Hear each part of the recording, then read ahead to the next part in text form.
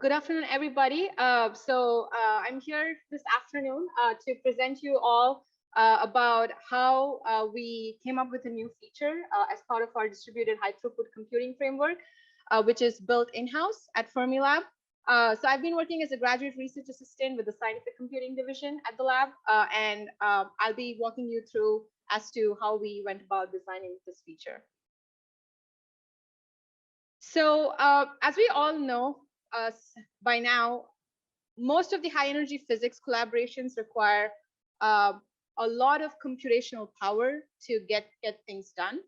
And the success of these collaborations depends on two main factors. And the first important factor is the vast range of heterogeneous resources that experiments use. So as much as that is given, with time, we've been noticing that there are growing needs with these with experiments. It could be in terms of scalability, accessibility, or just about simplifying the management of these resources.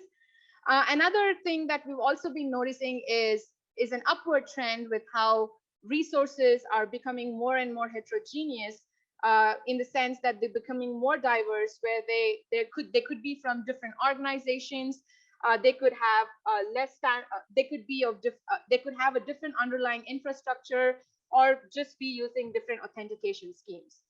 So overall, that brings us to the point that this increase in complexity means it's going to be that much harder for scientists to basically use those resources. So in order to eliminate the challenge, so we came up with a distributed high throughput computing framework, which we call GlideinWMS, which essentially simplifies all of the resource provisioning by providing reliable and uniform virtual clusters. And the way that this happens is through what we call Glideins, or as some of you may know it, pilot jobs, which are essentially submitted to these heterogeneous resources, which are not tested by the virtual organization. And GlideinWMS works on top of HTCondor and leverages all of its capabilities for scheduling and job control. So here's a quick, I did not realize if the GIF is not going to work, but here's a quick architecture diagram of what GlideinWMS looks like.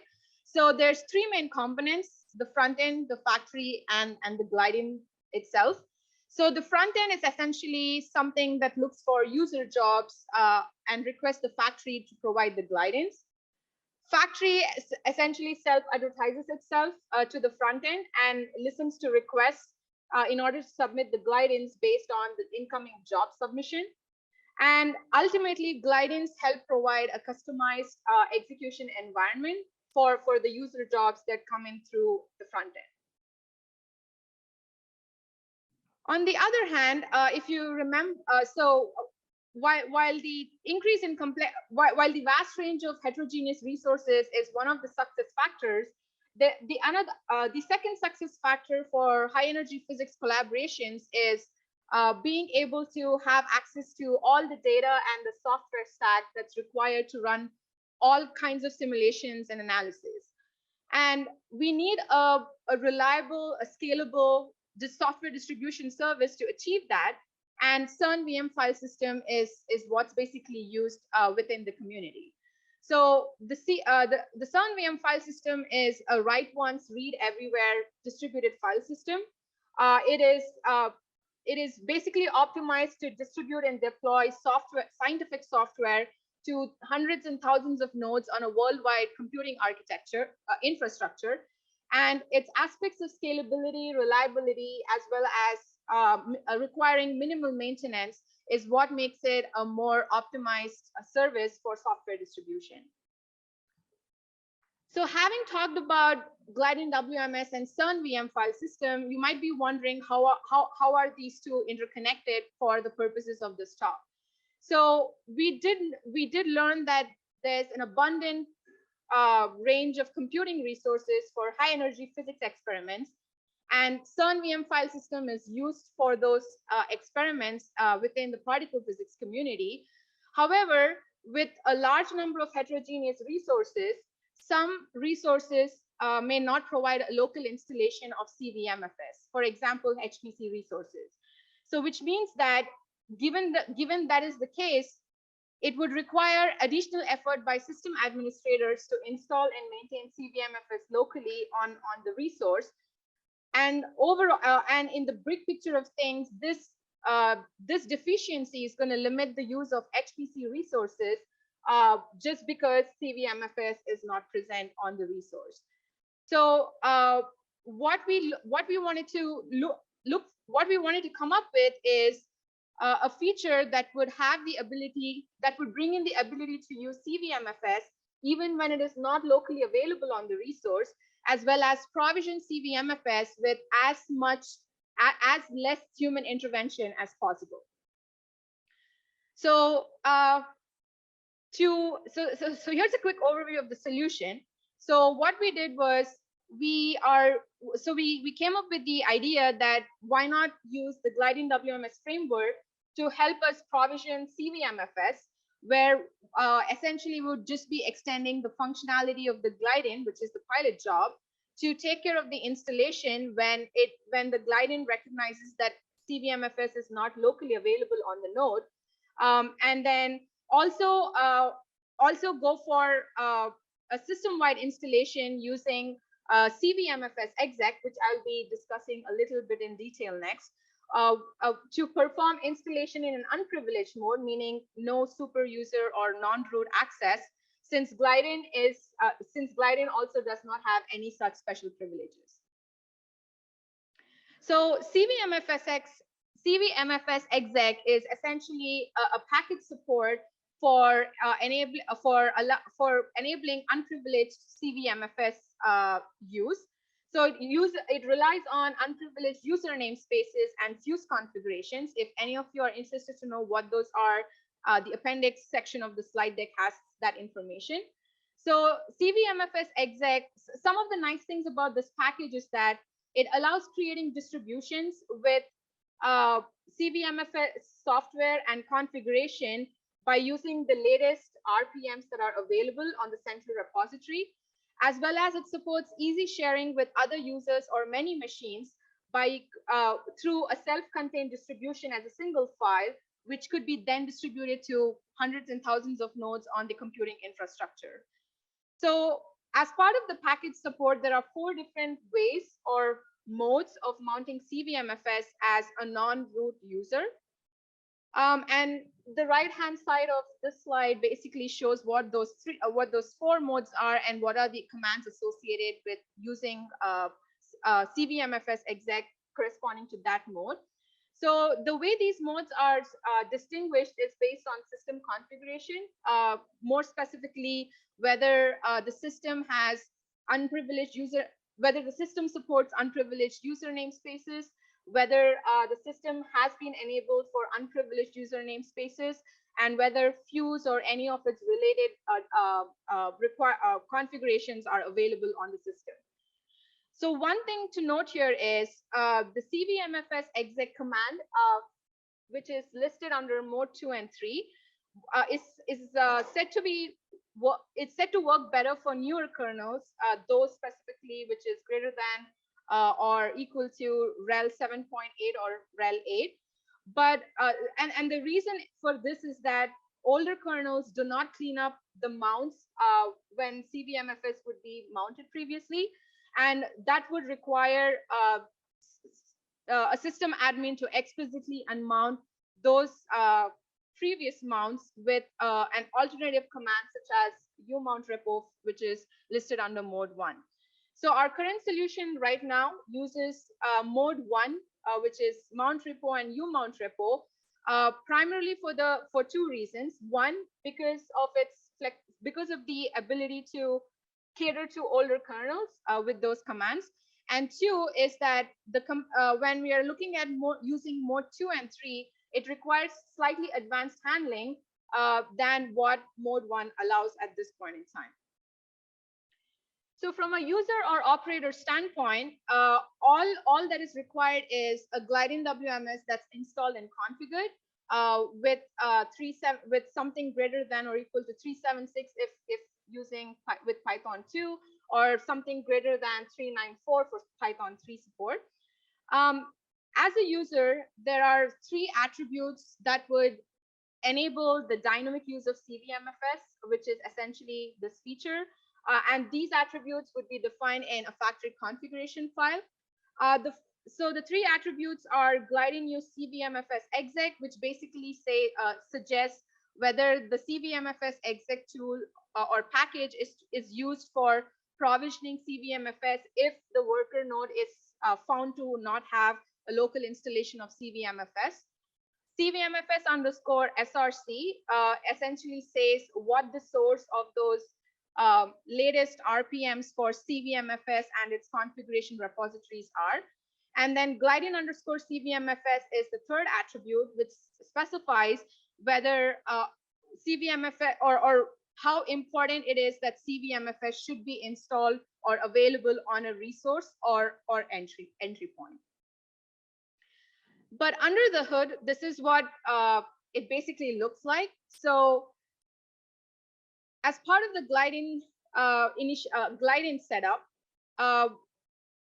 what the Glidein does is essentially check for all of the system configurations that would help determine whether CVMF or which mode of CVMFS exec could be used if there is no local CVMFS found.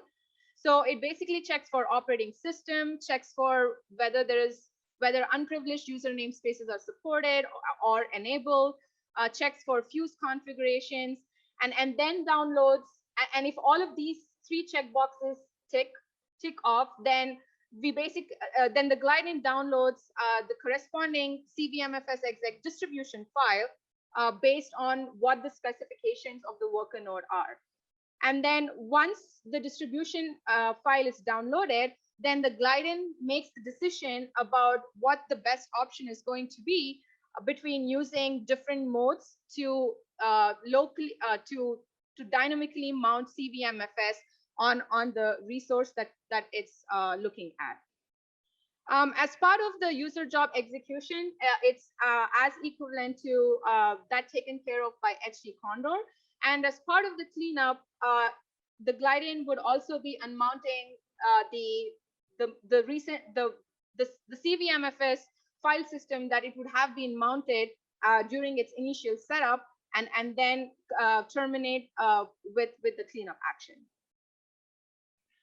So some of there are 2 interesting things that I wanted to discuss with respect to this work. The first one pertains to creating possible CVMFS distributions. So there are 2 parameters that kind of determine the distribution file that gets created. One is the platform, it's a platform information, which is essentially the operating system and the hardware architecture, as well as the main source of to fetch the main source from where the latest RPM should be fetched, which is OSG, EGI, or a default setting. So we can see here that with multiple values of allowed platforms and multiple multiple values of source of latest RPMs, there could be a potentially large number of distributions that could be generated if we are going with a naive approach of generating every possible combination for a CVMFS distribution file. So what we did differently was that we ended up taking a more dynamic approach, where during a factory reconfiguration or upgrade, the script would basically generate all possible combinations, but then would only be using what is required by the worker node at the time of the Glidein setup, which I'll talk about it in the next slide. So when it comes to selecting the appropriate distribution file for the worker node, this basically occurs at the time of worker node customization, which is when the job gets submitted and the job gets matched to a pilot job in the factory. So this distribution file will be selected based on what the worker node platform is, which is essentially its operating system and the hardware architecture, as well as what the value of CVMFS underscore SRC attribute was that was defined by the user in the factory configuration file. And that based on these two values, that specific distribution file would then be chosen to be used to dynamically mount CVMFS on the worker node. So doing this dynamic creation and selection of the distribution file drastically reduces the number of distributions to be shipped. So in the naive approach, there would be multiple distribution files that would be getting shipped through the Glidein onto the worker node. But with this dynamic approach, it would be more of generate all possible combinations of distribution files, but only choose the one that is more relevant for use on the worker node. So what do the next steps look like for this feature? So we are currently on track to extend the functionality of the Glidein in order to support mode 3 of CVMFS exec, which is to directly use the CVMFS exec command as opposed to using mount repo or umount repo. However, we would like to extend into mode 3 primarily because CVMFS exec command is known to handle cleanup of mounted CVMFS repositories when processes are hard killed, which is not the case with mount repo or umount repo commands. But having said that, while that is an advantage, we also have to handle things differently when we are wanting the Glidein to also support this mode, because in order to use CVMFS exec as a command directly, we would have to alter the design of the Glidein to allow it to spawn a subprocess in a namespace that is completely unshared from the parent process, and we have to find a way to make this happen through the Glidein configuration variables inside the new namespace. So once that mode 3 support is available, we would be testing it on RHEL 8 and SUSE platforms. And also the plan is to improve existing error handling behavior for extreme edge cases. So meaning for the attribute which says Glidein underscore CVMFS, we would want GlideinWMS to handle the cases depending on what the specified value is, accordingly with what the worker node specifications are and what are the attribute values that are defined. So in terms of benefits, so we hope that it's going to be much less of an overhead for site administrators, because now the site administrators do not have to go in and locally install CVMFS whenever they find that it's not available on the resource. So with this dynamic availability, it also implies easy code and data access for scientists, where user jobs could run in desired container images and still be able to access all the necessary software and data for experiments. And overall, with this feature, it definitely brings in an improvement to the GlideinWMS framework, so that it also allows or it also widens the pool of resources that is available for experiments to use, and not restrict HPC resources just because they're not able to have CVMFS available on them. Just a few acknowledgements here as I end the presentation. This work has been authored by Fermi Research Alliance with the US Department of Energy, Office of Science, as well as Office of High Energy Physics. A special shout out to Dave Dykstra for addressing all of our questions, providing clarifications regarding the CVMFS exec package, as he's been one of the developers of the package, and also for helping with our requests for new features. And also thank you to Marco for his direction and guidance on this work. With that, thank you everybody for patiently listening, and I'll open the floor up for questions.